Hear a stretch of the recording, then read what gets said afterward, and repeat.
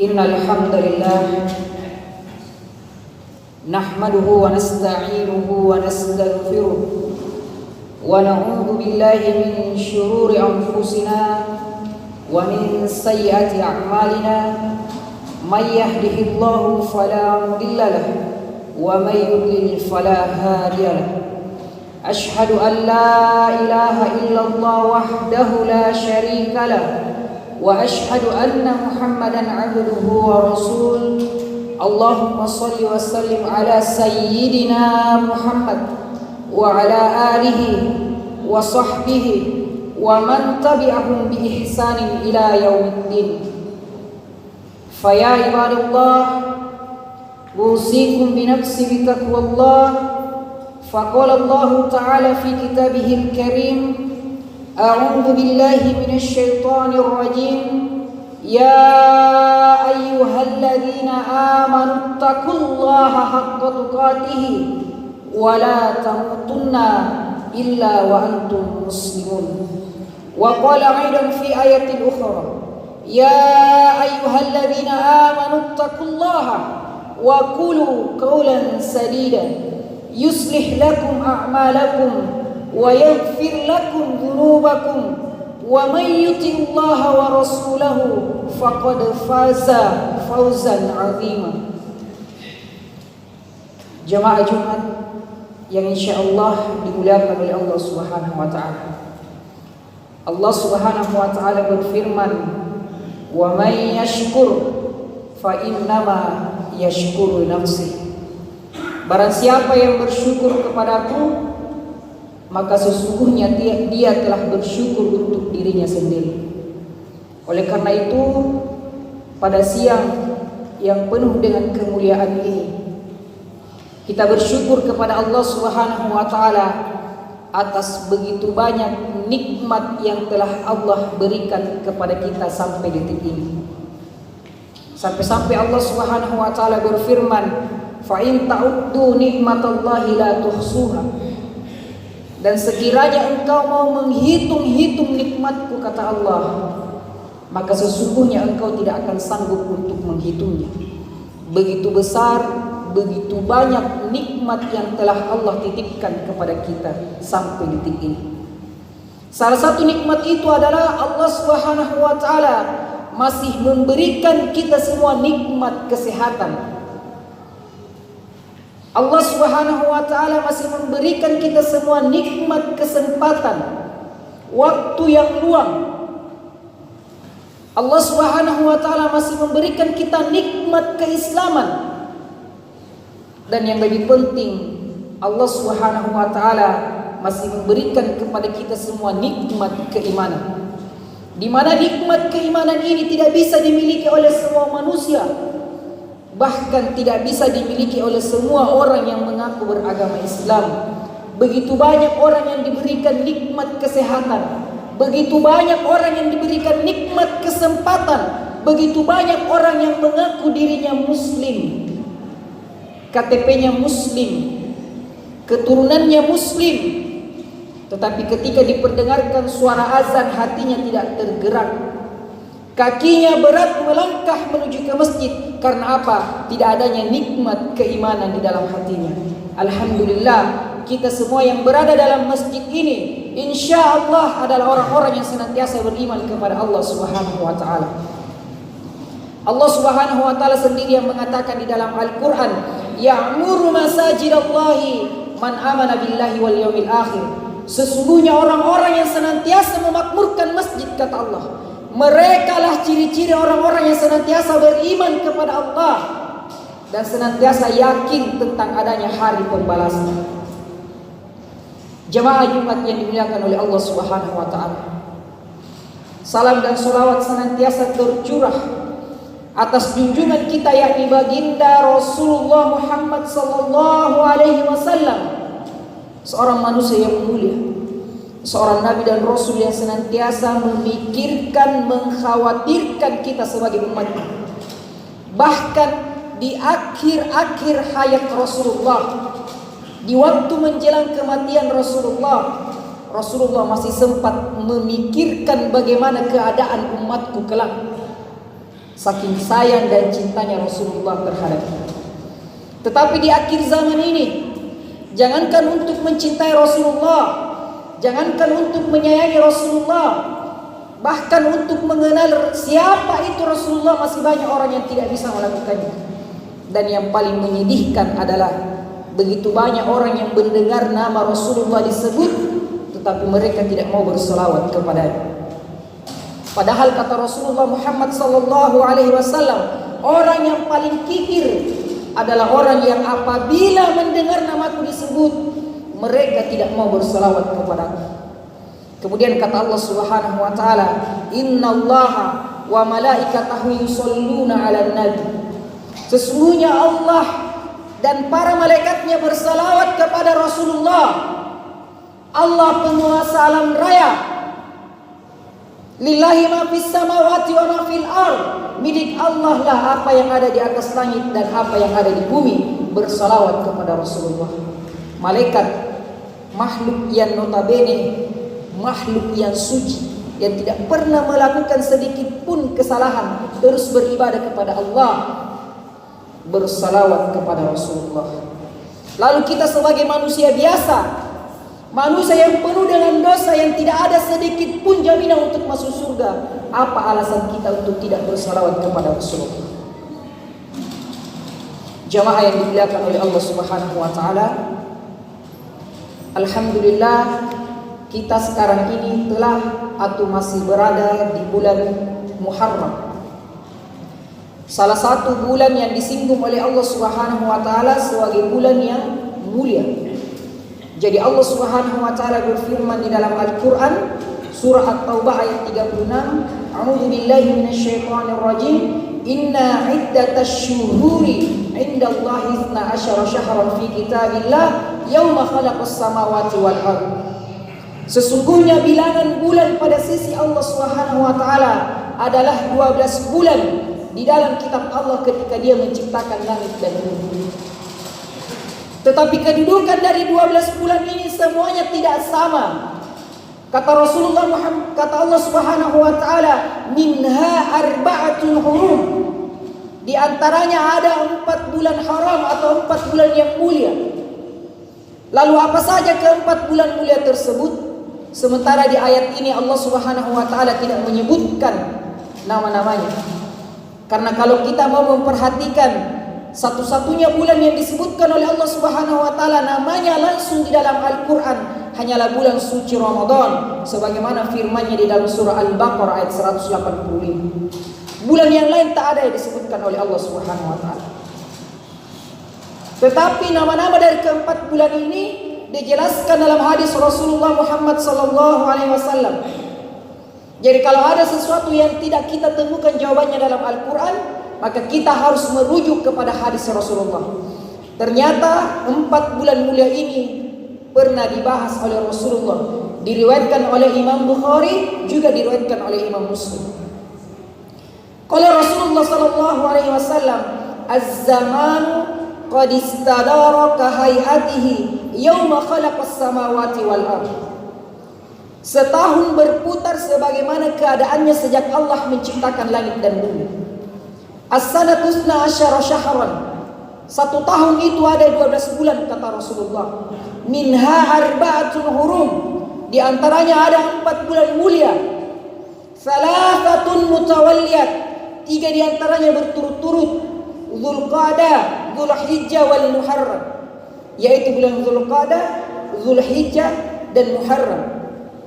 Wa Rajabul Mudhar alladzi baina Jumadil wa Sya'ban. Kemudian bulan Rajab yang terletak di antara Jumadil akhir dan Sya'ban. Jadi sekarang ini kita telah berada di salah satu bulan yang dimuliakan oleh Allah Subhanahu wa taala. Lalu apa perintah Allah Subhanahu wa taala ketika kita berada di salah satu dari 4 bulan mulia tersebut? Lihat ayat selanjutnya. Dzalikat dinul qayyimah, itulah perhitungan yang lurus. Fala tazlimu fihinna anfusakum. Maka janganlah kalian menzalimi diri kalian sendiri di dalamnya, kata Allah Subhanahu wa taala. Jadi Allah mengingatkan kita ketika kita berada di antara 4 bulan mulia ini, jangan kita menzalimi diri kita sendiri.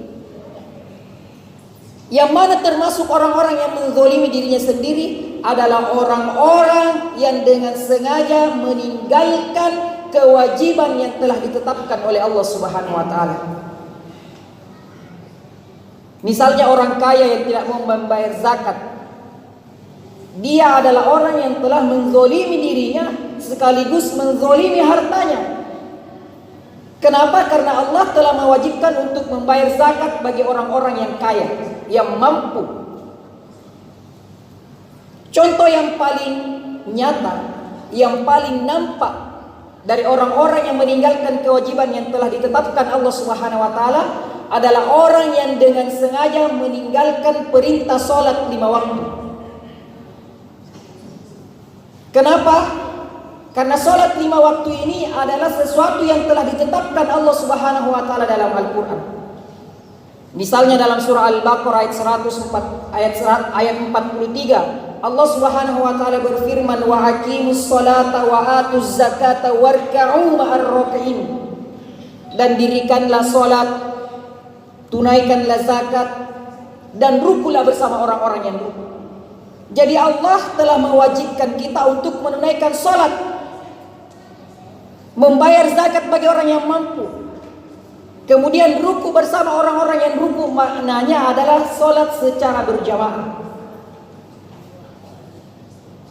Kemudian dalam surah An-Nisa ayat 103 Allah Subhanahu wa taala berfirman, innas salata kanat 'alal mu'minina kitaban mawquta.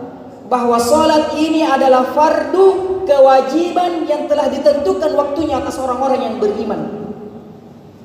Jadi kalau diri kita merasa beriman kepada Allah, diri kita merasa adalah seorang hamba yang harus menyembah, maka salat 5 waktu adalah harga mati yang tidak bisa ditawar lagi. Tidak ada lagi alasan sibuk.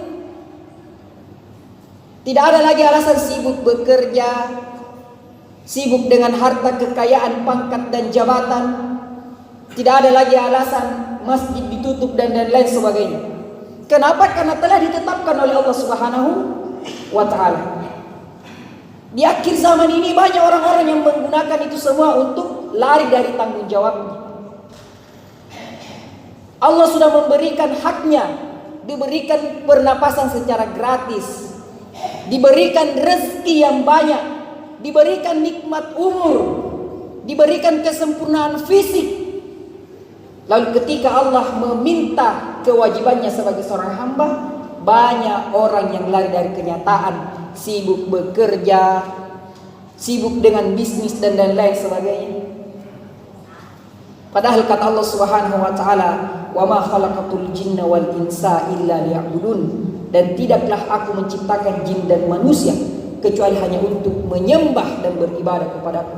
Kita boleh bekerja, kita boleh berbisnis, kita melakukan apa saja itu boleh. Tetapi ingat, ketika panggilan Allah Subhanahu wa taala sudah terdengar oleh telinga kita, nampak oleh mata kita, lalu hati kita yang menentukan apakah kita akan mengakui diri kita sebagai seorang hamba atau tidak. Jangan sampai kita menjadi makhluk yang lebih sombong daripada iblis, yang tidak mau menyembah kepada Allah Subhanahu wa taala, bahkan pernah merasakan tinggal di surga bersama Allah Subhanahu wa taala. Pernah tinggal di surganya Allah, tetapi karena kesombongan yang ada dalam hatinya, makhluk yang pertama yang akan membuka pintu neraka adalah iblis laknatullah. Lalu siapa makhluk yang paling sombong daripada iblis? Manusia yang tidak mengakui kodratnya sebagai seorang hamba, mengaku dirinya beriman, selalu mendengarkan azan, melihat orang sholat, tetapi hatinya tidak mau mengakui dirinya sebagai seorang hamba yang harus menyembah kepada Allah Subhanahu wa ta'ala. Itu baru kezaliman yang pertama. Begitu banyak kezaliman yang kita perbuat di dalam hati kita, dalam kehidupan kita sehari-hari. Begitu banyak orang tua yang tidak bertanggung jawab terhadap anaknya, keluar rumah tidak menutup aurat, anaknya pergi berkumpul dengan teman-temannya tanpa memperdulikan apakah anaknya sudah sholat atau tidak. Begitu banyak orang tua yang melalaikan kewajibannya sebagai seorang orang tua. Belum lagi tentang kezaliman yang kita lihat di hadapan mata kita. Begitu banyak orang yang saat ini diam ketika melihat kezaliman. Kenapa? Karena takut jabatannya akan dicopot. Kenapa melihat kezaliman mereka diam? Takut perutnya tidak bisa diisi lagi. Kata Buya Hamka, apabila engkau melihat kezaliman di depan matamu, lalu engkau diam saja, maka gantilah pakaianmu dengan kain kafan. Kenapa? Karena sesungguhnya engkau telah mati. Jasadmu mungkin masih hidup, tetapi sesungguhnya hatimu telah mati. Oleh karena itu, setiap kezaliman yang kita lihat dengan mata kepala kita, kita dengar dengan telinga kita, maka 4 hal yang bisa kita lakukan. Kita akan mencegahnya dengan tangan. Siapa yang bisa melakukan ini? Penguasa yang mempunyai kewenangan. Kalau kita bukan penguasa, maka kita akan menolak kezaliman itu dengan lisan, bersuara. Jangan diam ketika melihat kezaliman. Kalau tidak bisa pun melakukan itu, maka kita berdoa kepada Allah Subhanahu wa taala. Kalau doa pun kita tidak lakukan, maka sesungguhnya iman kita telah rusak di hadapan Allah Subhanahu wa taala. Jamaah yang dimuliakan oleh Allah Subhanahu wa taala.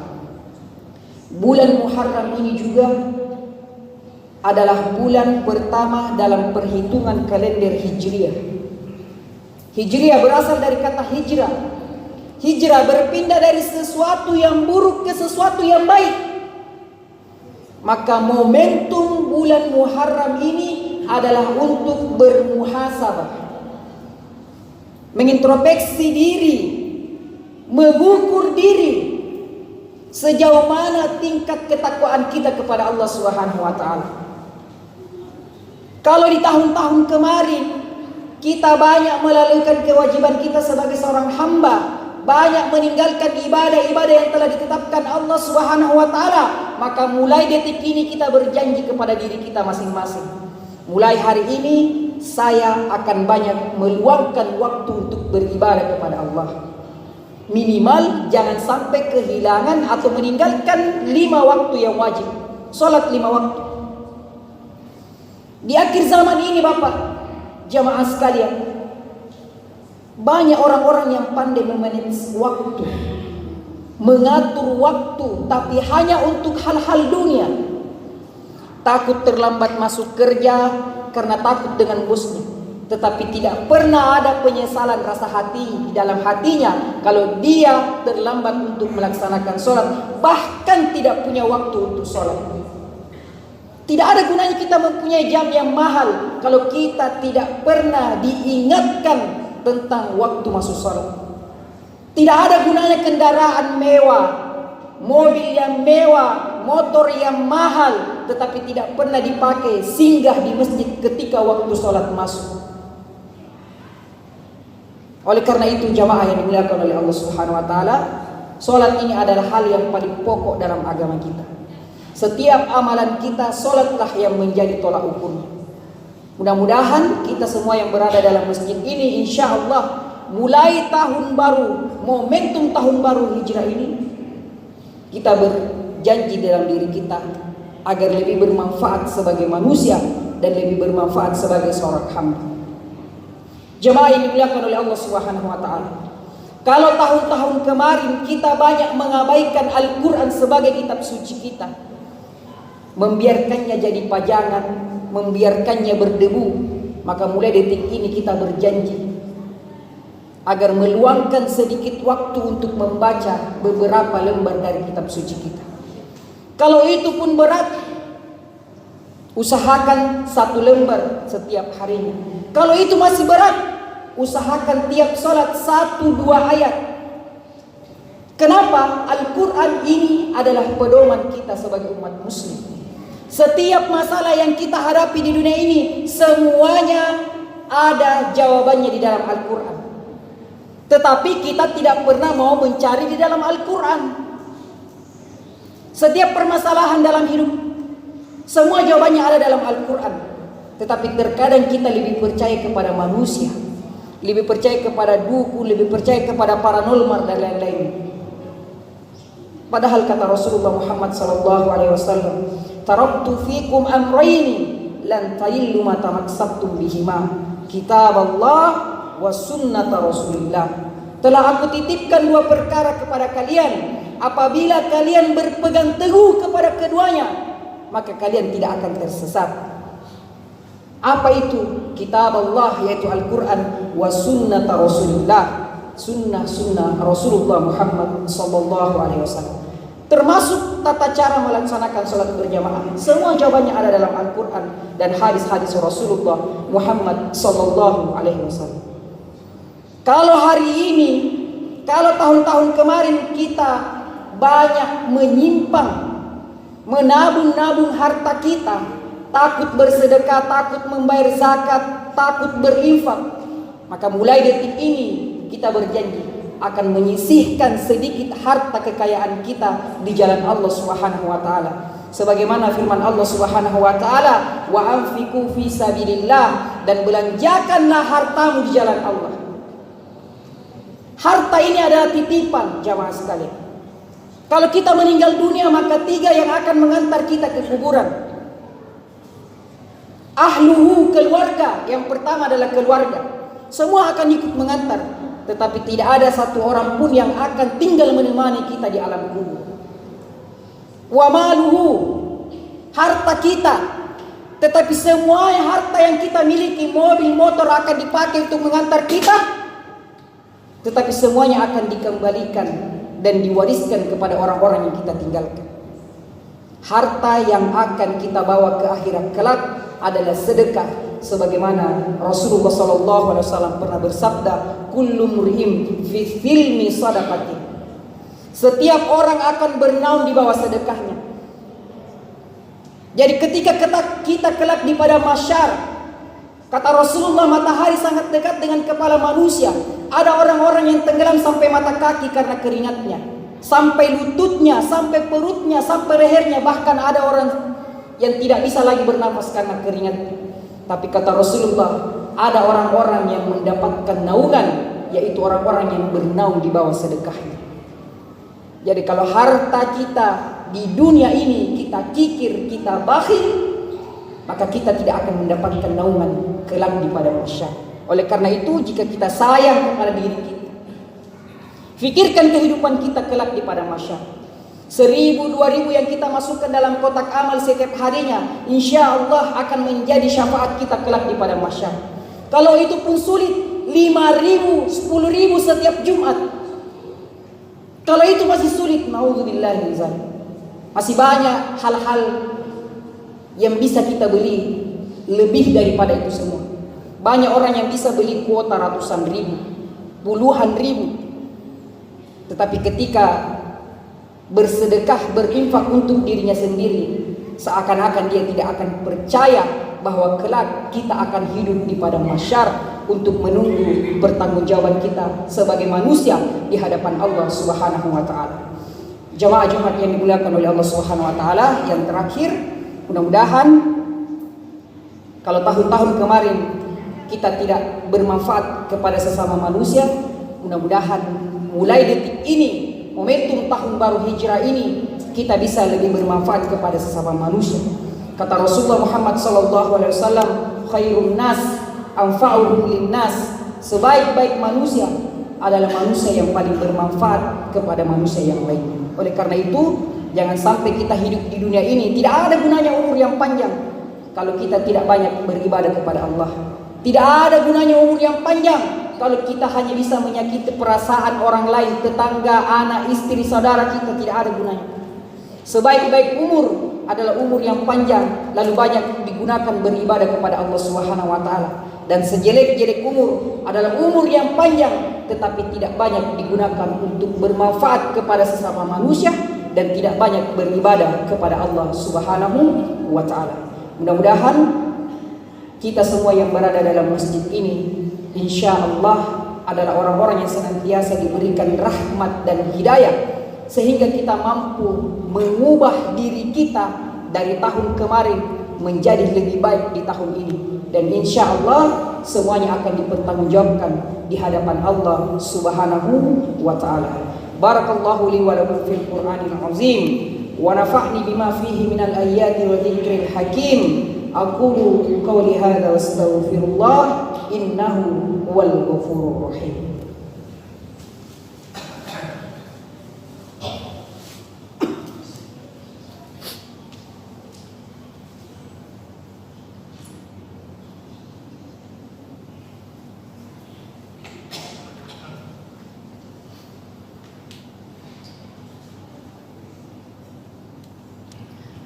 Alhamdulillahilladzi arsala rasulahu bil huda wa dinil haqq liyuzhirahu 'alad dini kullihi walau karihal kafirun walau karihal musyrikun. Asyhadu an la ilaha illallah wahdahu la syarikalah wa asyhadu anna Muhammadan 'abduhu wa rasuluh. Allahumma shalli wa sallim ala sayyidina Muhammad wa ala alihi wa sahbihi wa man tabi'ahum bi ihsanin ila yaumiddin. Jamaah yang dimuliakan oleh Allah Subhanahu wa taala, wattaqullah wa'lamu annallaha ma'al muttaqin. Bertakwalah kepada Allah karena sesungguhnya orang-orang yang bertakwa kepada Allah sangat dekat dengan Allah Subhanahu wa taala. Salah satu bentuk atau ciri orang-orang yang bertakwa adalah orang yang selalu istiqomah menjaga salat 5 waktunya. Mudah-mudahan kita semua di dalam masjid ini ada termasuk golongan-golongan yang seperti itu. Jemaah Jumat yang dimuliakan oleh Allah Subhanahu wa taala. Malaikat Jibril alaihissalam pernah datang menyampaikan pesan kepada Rasulullah. Kemudian pesan itu disampaikan kepada seluruh umat Rasulullah. Apa pesan itu? Kata malaikat Jibril, Isma syi'ta. Hiduplah sesukamu. Hiduplah seperti orang-orang Yahudi, kafir, Nasrani, orang-orang yang bakhil, orang-orang yang kikir, orang-orang yang tidak mau beriman kepada Allah. Mau engkau hidup seperti Fir'aun, Namrud, Abraha, Abu Jahal, Abu Lahab? Hiduplah sesukamu, hiduplah semaumu. Tapi ingat, fa innaka mayyit. Kita semua akan mati. Dan ketika kita mati, urusan tidak akan selesai. Urusan yang sebenarnya baru akan dimulai. Inna sam'a wal basar wal fuada kullu ulaika kana anhu mas'ula. Sesungguhnya setiap penglihatan, pendengaran dan hati semuanya akan diminta pertanggungjawaban. Apa yang telah diperbuat oleh mata, telinga, tangan, kaki dan hati kita semuanya akan diminta pertanggungjawaban oleh Allah Subhanahu wa taala. Satu-satunya hal yang bisa membantu kita di hadapan Allah Subhanahu wa taala adalah salat kita. Bagaimanapun keadaan kita, sekelam apapun masa lalu kita, seburuk apapun kita di hadapan manusia, jangan pernah tinggalkan sholat 5 waktu. Insya Allah kalau kita mau istiqomah menjaga sholat 5 waktu, maka sholat itu akan merubah kita sedikit demi sedikit menjadi hamba yang mulia di hadapan Allah Subhanahu wa ta'ala. Inna Allah wa malaikatahu yusholluna ala nabi ya ayyuhalladzina amanu shollu alaihi wa sallimu taslima. Allahumma ighfirli wa liwalidayya warhamhuma kama rabbawna shighara. Allahumma shalli ala Muhammad wa ala ali Muhammad kama shallaita ala Ibrahim wa ala ali Ibrahim wa barik ala Muhammad wa ala ali Muhammad kama barakta ala Ibrahim wa ala ali Ibrahim fil alamin innaka Hamidum Majid. Allahumma ighfir lil muslimina wal muslimat wal mu'minina wal mu'minat al ahya'i minhum wal amwat innaka sami'un qaribun mujibu da'wat wa yaqdiyal hajat. Rabbana la tuzigh qulubana ba'da idh hadaitana wa hab lana min ladunka rahmah innaka antal wahhab. Rabbana zalamna anfusana wa illa taghfir lana lanakunanna minal khasirin. Ibadallah, innallaha ya'muru bil adli wal ihsan wa ita'i dzil qurba wa yanha 'anil fahsya'i wal munkar wal baghi ya'izukum la'allakum tadhakkarun. Aqimis shalah.